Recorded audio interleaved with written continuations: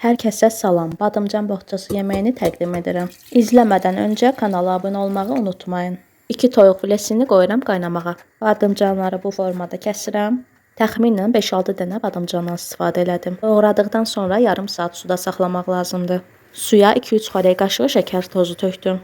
Şəkər tozu ilə acılığı çox yaxşı çıxır, duzla elədikdə isə acı tam qalır. 1 ədəd soğan götürüb soyub doğrayıb qıraqda saxlayıram. Təxmini 12-13 ədəd göbələk götürürəm. Badımcanın acılığı çıxana kimi göbələyi soyuram.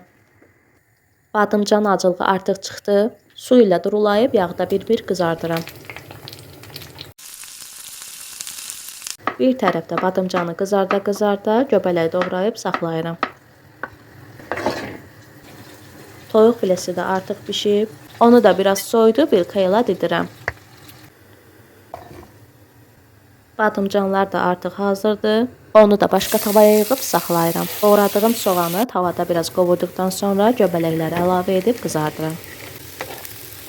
2 diş də sarımsağı doğrayıb içliyə əlavə edirəm.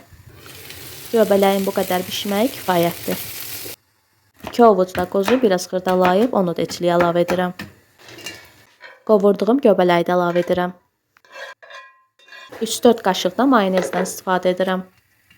Duz istiyoda əlavə edib qarışdırıram.